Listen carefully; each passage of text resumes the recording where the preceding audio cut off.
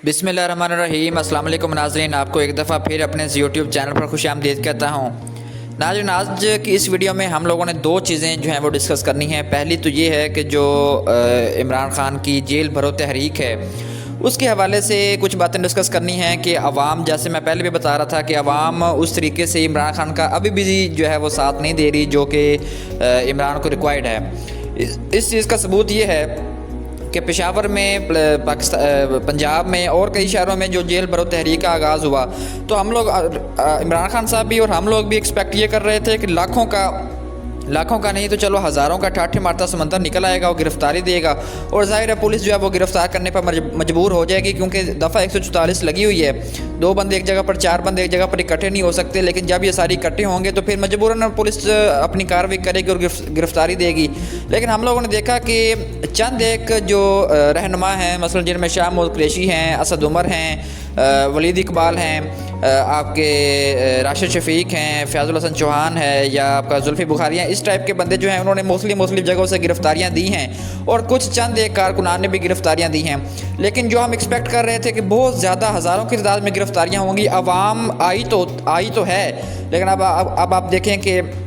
पेशावर के कई मकामात पर आवाम निकली और सिर्फ सेल्फियाँ वगैरह बनवाई। जेल के अंदर बख्तरबंद गाड़ी जो होती है या प्रिजनर वैन होती है उसके अंदर गए और सेल्फियाँ, तस्वीरें बनवाई और वापस चले गए घरों को। किसी ने गिरफ्तारी नहीं दी। और जिन जो लीडर्स हैं उन्होंने गिरफ्तारियाँ दी हैं तो उनको भी कई मकामात पर, यानी किसी को डेरा गाजी खां जेल में, किसी को लिया जेल में, किसी को अटक जेल में, किसी को पिंडी जेल में, तो इस ऐसे उनको डिवाइड करके रखा गया ताकि वो इकट्ठे ना रहें और कोई प्लानिंग ना कर सकें। तो बज़ाहिर हमें तो ये अभी फ़िलहाल लग रहा है कि इमरान खान साहब का ये फ़ैसला भी तकरीबन कोई इतना कारआमद या इतना तासुर अच्छा नहीं गया। और अदलिया पर जहाँ पे प्रेशर की बात करें तो उस हवाले से इमरान खान का ये डिसीजन जो है वो कुछ हद तक जो है वो मुफीद साबित हुआ है कि चीफ़ जस्टिस ऑफ पाकिस्तान ने सो मोटो एक्शन ले लिया है और अब वो इसको ख़ुद परसू करेंगे और ख़ुद प्रोसीड भी करेंगे। और जहाँ तक कारकुनान की, आम आवाम की गिरफ्तारियों की बात है तो जेल भरो तहरीक तकरीबन जो है हमें लगती है कि नाकाम होते हुए नज़र आ रही है। बहुत ज़्यादा तादाद में जो हम एक्सपेक्ट कर रहे थे वो जो है गिरफ्तारियाँ उस तादाद में नहीं हो सकें। दूसरा जो टॉपिक हमने डिस्कस करना है वो ये है कि जावेद अली और उस्मान डार के मामलात हैं, जो कल इमरान खान साहब ने स्पीच भी की, उसमें उन्होंने जावेद अली का मौक़िफ़ ज़ाहिर किया। अभी कुछ देर पहले जो है वो जावेद अली और उस्मान डार ने प्रेस कॉन्फ्रेंस भी की, उसमें भी उन्होंने बताया कि उन पर ऊपर क्या क्या हो रहा है। जावेद अली को जो है वो उस्मान डार, चूँकि हर हल्के का MNA होता है तो उसके पास कुछ कोटा सिस्टम होता है और इसको जो है उन्होंने कोई दर्जा चहारम की नौकरी दिलवाई हुई है गवर्नमेंट। और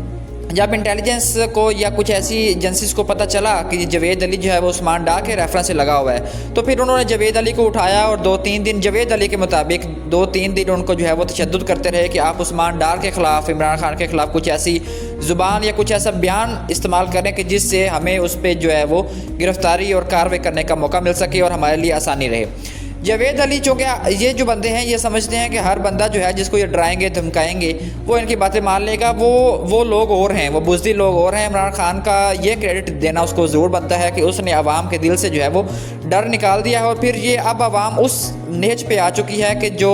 जिसको आप डराएंगे वो ज़्यादा और आगे बढ़ के आपको जो है वो रिबटल देगा। आपने इमरान रियाज खान को पकड़ा, उसकी व्यूवरशिप में और इजाफा हो गया, उस पर लोगों ने और जो है वो उसको सर पे चढ़ाया या उसको आप अप्रिशिएट करना कह लें। आपने जमील फ़रूकी को पकड़ा, आपने नशर शरीफ को शहीद कर दिया। आपने जिस बंदे पर तशद्दुद किया है, बहुत ज़्यादा कम ऐसे बंदे हैं कि जो आपके तशद्दुद से डर गए हों या आपकी बोली जो है वो बोलना शुरू कर दी हो उन्होंने। जावेद अली कहता है कि मुझ पे भी 2-3 दिन बड़ा तशद्दुद हुआ। कभी मुझे सीधा लौटा देते थे ठंडे फर्श पे, कभी मुझे उल्टा लौटाते थे, कभी मुझ पे तशद्दुद करते थे, कभी मेरी फैमिली को जो है वो टॉर्चर करने की धमकियाँ देते थे, फैमिली को ख़त्म करने की, मुझे मारने की, जान से धमकियाँ देते थे। और कहते ये थे कि आप जो हैं वो उस्मान डार के ख़िलाफ़ जो है वो बयान कोई ऐसा दें कि जिससे हमें कार्रवाई का मौका मिले।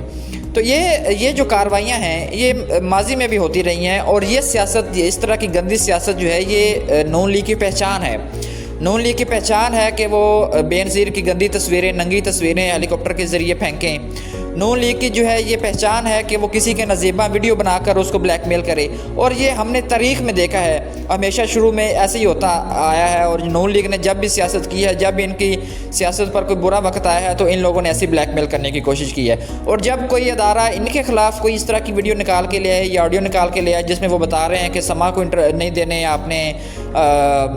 जो इश्तिहारात हैं 24 को नहीं देने, ARY को नहीं देने, और फिर जब उनके चैनल अपने आप मोहसिन नकवी जो इन्होंने वज़ीर-ए-आला पंजाब लगाया निगरान, ये जो है 24 का ओनर है, ये अब 24 इनके लिए बहुत कुछ होगा, अब ये इश्तिहारात भी 24 को देंगे। अब यानी वो आप कह लेना कि थूक कर चाटने वाली बात है। और समा जो है वो अब्दुल हलीम खान का है, अब्दुल हलीम खान भी PTI से कुछ नाराज़ से ही हैं और नून लीग की तरफ वो प्रो नून लीग हुए हुए हैं, तो उसको भी जो है वो अब समा को भी जा रहे हैं इश्तिहारात। तो ये इनकी दोगली पॉलिसी है